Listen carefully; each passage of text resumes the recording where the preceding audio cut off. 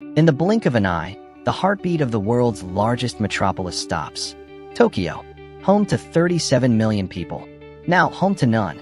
At Shibuya Crossing, the busiest intersection on Earth, the pedestrian lights turn green, but no one walks. The cars sit idle, engines cold.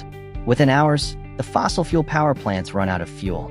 The automated safety systems at nuclear facilities initiate emergency shutdowns. As night falls, a terrifying event occurs. For the first time in a century, Tokyo goes completely dark. The famous neon glow of Shinjuku and Akihabara vanishes, leaving only the starlight to watch over the silent steel canyons. The first enemy of the empty city is not time, but water. Tokyo is a city fighting the sea, kept dry by a massive network of underground pumps. Without electricity, the pumps fail. Within 48 hours, the complex subway system, the veins of the city, begins to drown. Shinjuku Station, a labyrinth of commerce, transforms into a dark, stagnant underground lake. Without humans to manage the diversion channels, the Arakawa and Sumida rivers swell.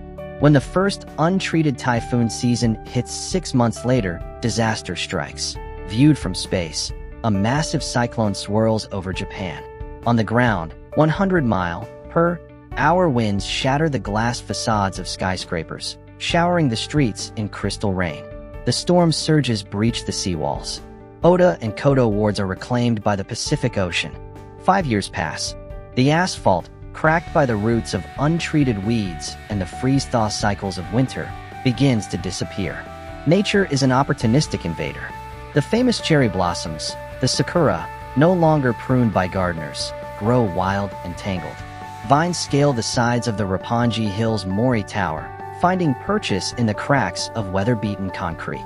The humid Japanese summers turn the streets into humid greenhouses. The perfectly manicured imperial palace gardens break their boundaries. The moat overflows, turning the financial district of Marunouchi into a wetland.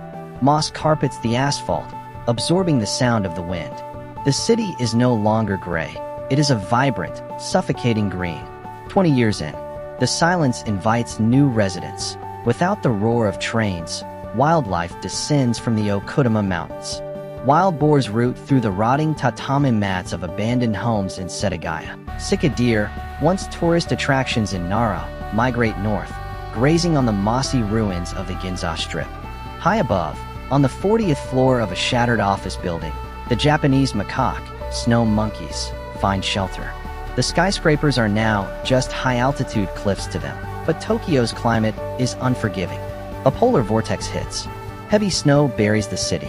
The weight of the ice is too much for the rusted roofs of the Tokyo Dome. With a groan that echoes across the empty city, the famous white membrane collapses, burying the stadium in a tomb of white powder. 100 years. Corrosion has done its work. Rainwater, mixed with the salt air of Tokyo Bay, has eaten through the steel skeletons of the city. The Rainbow Bridge, its cables snapped by rust and fatigue, bows and collapses into the waters below. And then, the icon, the Tokyo Tower. Its orange paint long peeled away, its iron lattice rusted through. A minor earthquake, common in this region, shakes the ground.